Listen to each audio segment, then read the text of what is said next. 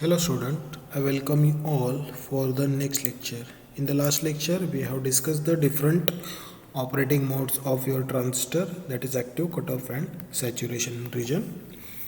आज आपण बघूया की तुमचा जो ॲक्टिव्ह सॅच्युरेशन आणि तुमचा जो कट ऑफ रिजन आहे त्याची पूर्ण detail with your waveforms.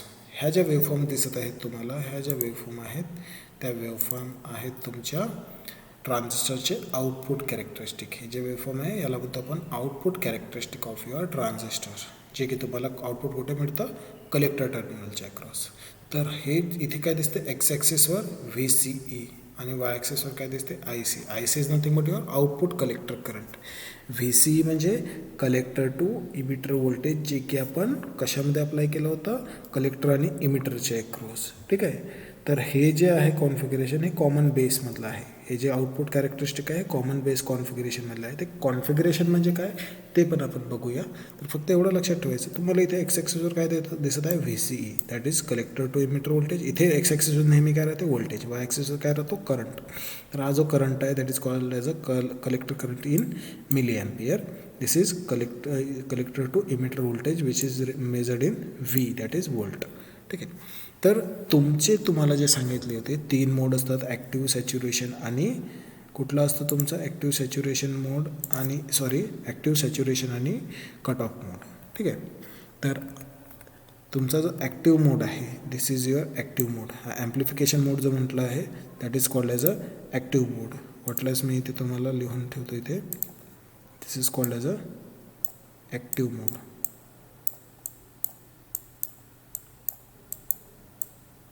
This is your active mode. Okay.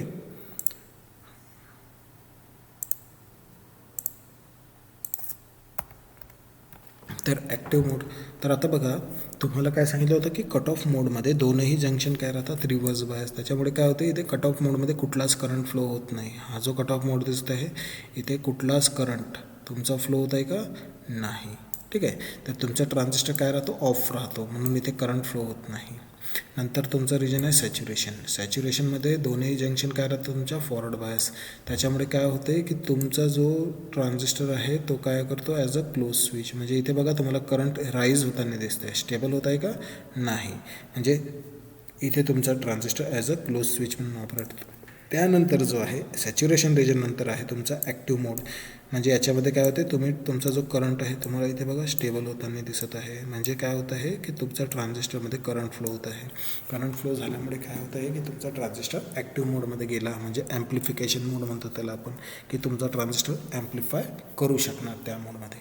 This is nothing but your output characteristic. हे जे दिसतं आहे तुम्हाला waveform, this is nothing but the output characteristics of your transistor. ठीक आहे. आता नेक्स्ट आपण बघणार आहे ट्रान्झिस्टर कॉन्फिगरेशन अँड बायसिंग. तुमचा ट्रान्झिस्टरचे कॉन्फिगरेशन आणि त्याचे बायसिंग मेथड. ठीक आहे. तर बेसिकली ट्रान्झिस्टर कॉन्फिगरेशन म्हणजे काय, ट्रान्झिस्टर हॅव ओनली 3 टर्मिनल्स, जे तुम्हाला माहिती आहे कुठले कुठले असतात, emitter, base and collector. Hence we treat one of the 3 terminals. म्हणजे जे 3 टर्मिनल असतात, इमिटर, बेस आणि कलेक्टर, तर त्यामध्ये तुम्ही जेव्हा सप्लाय अप्लाय करता इनपुट आणि आउटपुट, त्यावेळेला तुम्हाला कुठलं तरी एक टर्मिनल कॉमन घ्यावं लागेल. ठीक आहे. कारण त्याला टर्मिनल 3 आहेत. 3 टर्मिनल असल्यामुळे एक टर्मिनल तुम्हाला 2 टर्मिनलच्या मध्ये कॉमन घ्यावं लागेल. आणि एका साईडला तुम्हाला इनपुट द्यावं लागेल, दुसऱ्या साईडला output with respect to the common terminal. ठीक आहे. तर depending on which terminal is made common to input and output port, there are 3 possible configuration of transistor. म्हणजे तुम्ही जर एक टर्मिनल कॉमन घेतलं तर तुमच्या ट्रान्झिस्टरचे 3 कॉन्फिगरेशन येतात. पहिलं जे कॉन्फिगरेशन आहे, पहिलं जे तुमचं कॉन्फिगरेशन आहे that is your common base configuration. कुठलं कॉन्फिगरेशन आहे, कॉमन बेस कॉन्फिगरेशन. सेकंड जे कॉन्फिगरेशन आहे कॉमन इमिटर. थर्ड आहे कॉमन कलेक्टर. आता हे कॉमन बेस म्हणजे काय, तर कॉमन बेस कॉन्फिगरेशन म्हणजे काय, तर तुमचा बेस टर्मिनल त्याच्यामध्ये काय राहणार, कॉमन. म्हणजे जसं आपण म्हटलं एक ट्रान्झिस्टर घेतला, सपोज मी इथे एक ट्रान्झिस्टर काढला. ओके.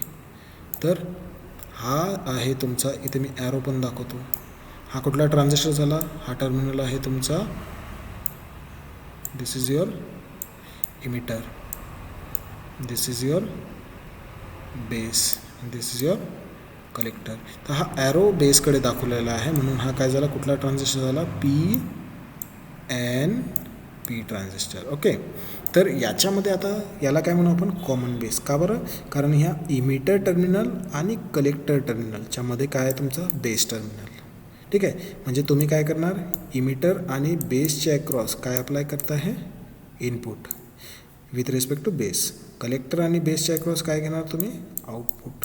ठीक आहे, तर दोनही terminal, that is emitter terminal असेल किंवा कलेक्टर टर्मिनल, याच्यामध्ये कुठला टर्मिनल आहे, बेस टर्मिनल. म्हणून याला काय म्हणू आपण, कॉमन बेस कॉन्फिगरेशन. सेम तुमचं कॉमन इमिटर कॉन्फिगरेशन राहील. कॉमन इमिटर कॉन्फिगरेशनमध्ये कुठला टर्मिनल कॉमन राहील, emitter.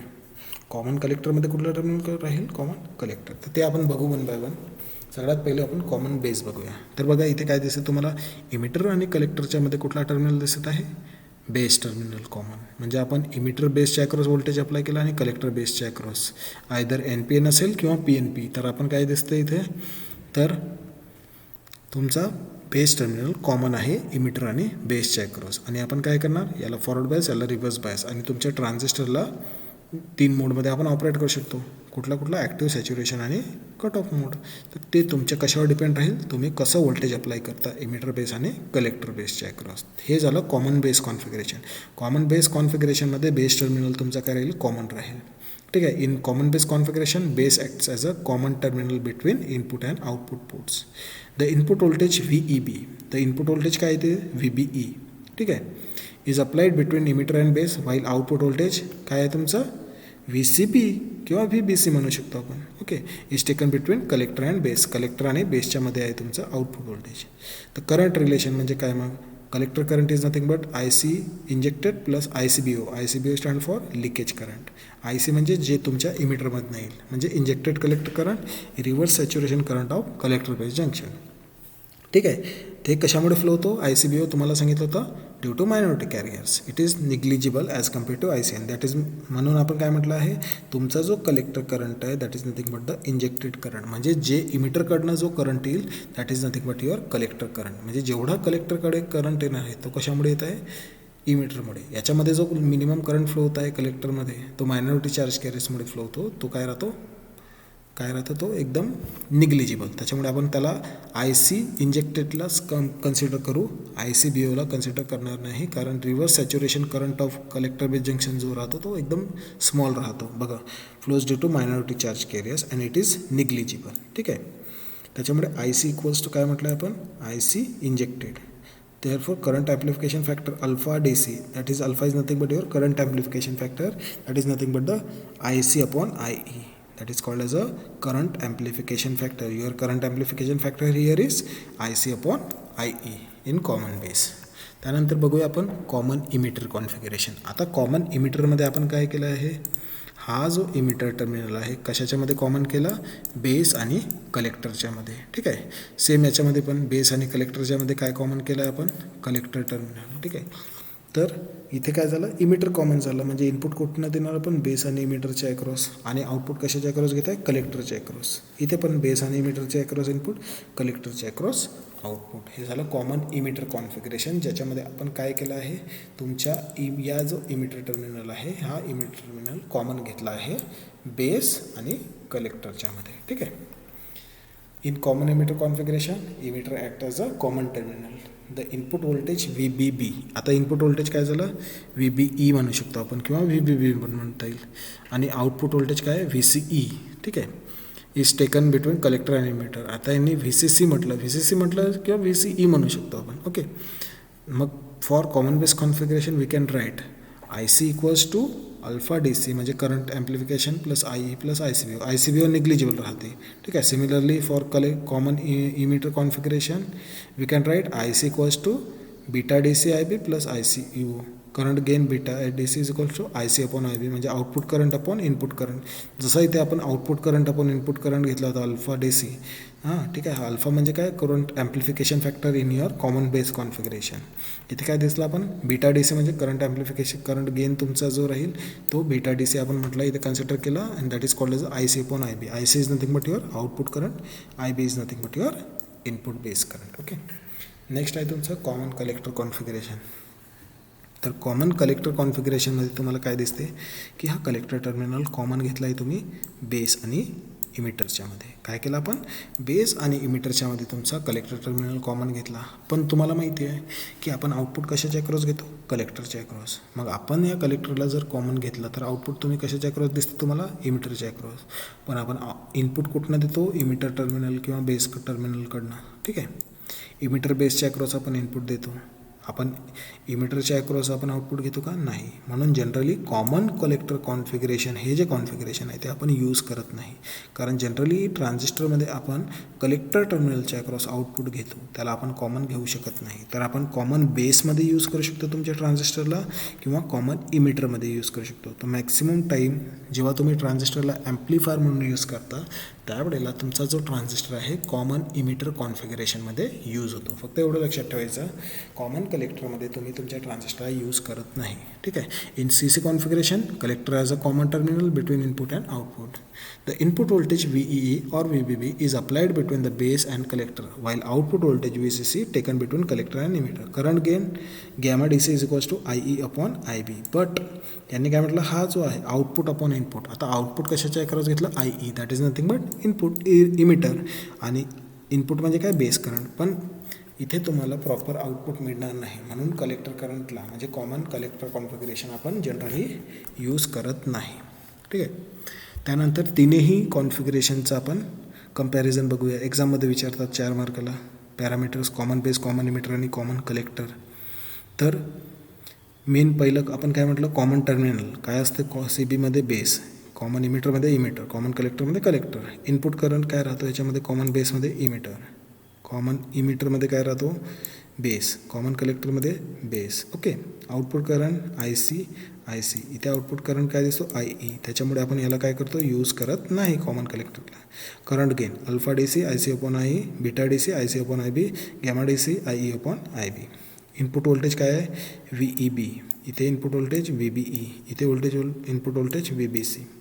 Output voltage VCB, VCE, VBC. Okay. Voltage gain काय राहतो, इथे मिनिमम, इथे लेस दॅन 1. इनपुट रेजिस्टन्स याच्यामध्ये लो, इथे पण लो. म्हणजे तुमचा जो ट्रान्झिस्टर आहे, आपण काय करतो, बेस इमिटरला फॉरवर्ड बायस केल्यामुळे तिथे रेजिस्टन्स काय राहते, कमी.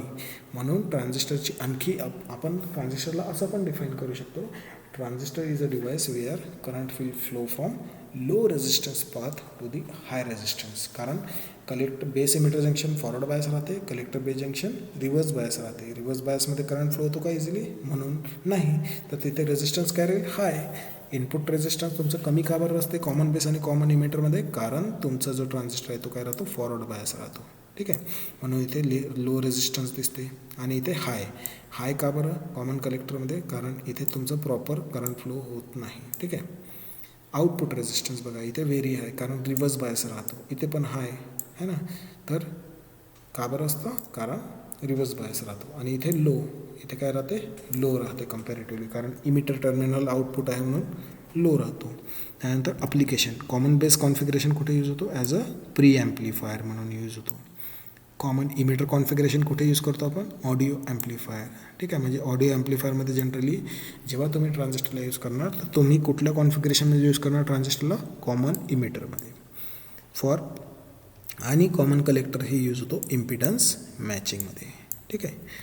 आज आपण एवढंच बघूया, बाकी आपण नेक्स्ट लेक्चरला बघूया आपण transistor as a switch. Thank you.